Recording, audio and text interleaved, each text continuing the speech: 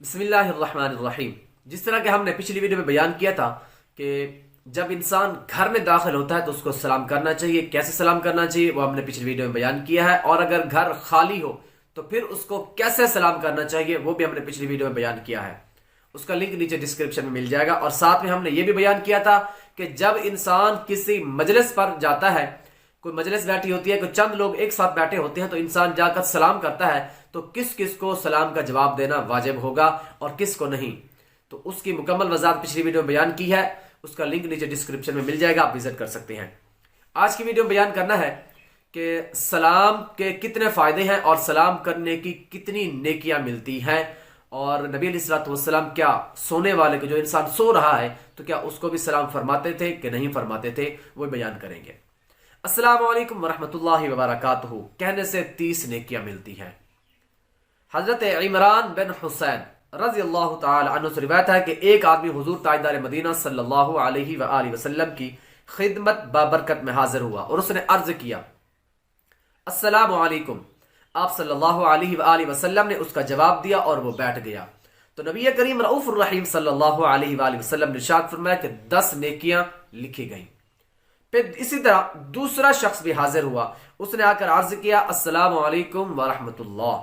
تو نبی کریم رؤوف الرحیم صلی اللہ علیہ وآلہ وسلم نے اس کو بھی جواب دیا، وہ بھی بیٹھ گیا۔ تو نبی علیہ الصلوۃ والسلام نے ارشاد فرمایا کہ 20 نیکیاں لکھی گئیں۔ پھر ایک اور آدمی اسی طرح حاضر ہوا اور اس نے بھی آ کر عرض کیا السلام علیکم ورحمۃ اللہ وبرکاتہ۔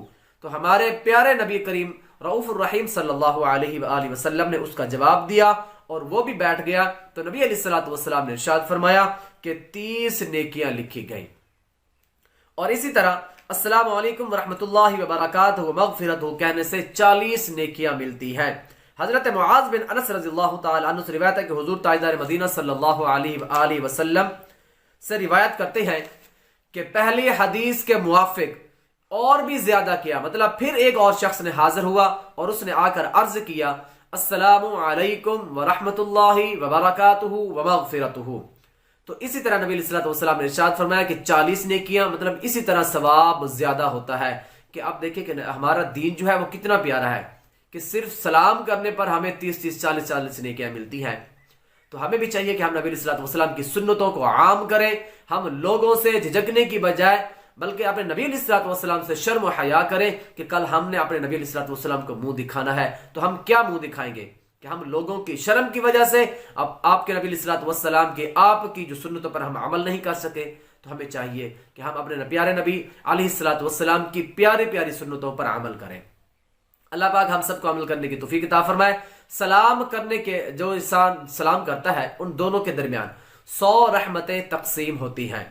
حضور تاجدار مدینہ صلی اللہ علیہ وآلہ وسلم کا فرمان عالی شان ہے کہ جب دو مسلمان باہمی ملاقات کے وقت ایک دوسرے کو سلام کرتے ہیں، کہ جب انسان ملاقات کرتا ہے تو سلام کرتا ہے، تو نبی علیہ الصلوۃ والسلام نے ارشاد فرمایا کہ ان کے درمیان 100 رحمتیں ان پر نازل ہوتی ہیں، اور ان میں سے 90 رحمتیں سلام کرنے والے کے لیے ہوتی ہیں اور 10 رحمتیں جواب دینے والے کے لیے۔ اب آپ نے سوچنا ہے کہ آپ کو 90 رحمتیں چاہیے یا آپ کو 10 رحمتیں چاہیے۔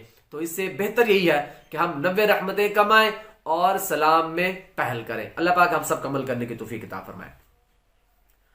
اور جو سو رہے ہوں ان کو سلام نہ کیا جائے، یہ نبی علیہ الصلوۃ والسلام کا سنت طریقہ نہیں ہے، صرف جاگنے والوں کو ہی سلام کرنا چاہیے۔ ایسا نہ ہو کہ سارے لوگ سو رہے ہیں اور کوئی زور سے سلام کرے اور ان کی نیند خراب ہو جائے۔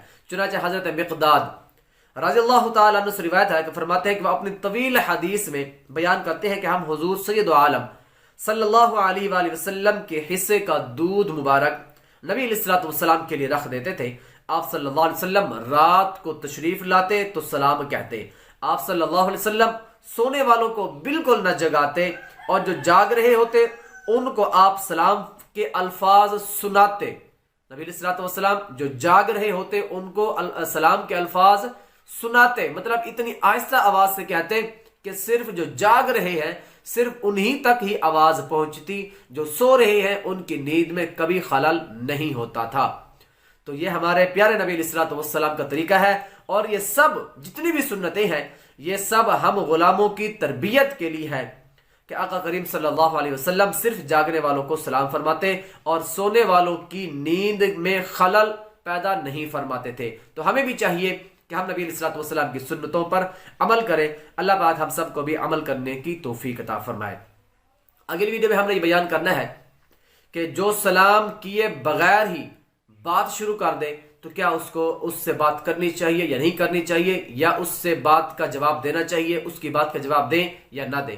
انشاءاللہ تعالی وہ اگلی ویڈیو بیان کریں گے۔ اللہ پاک ہم سب کو عمل کرنے کی توفیق عطا فرمائے۔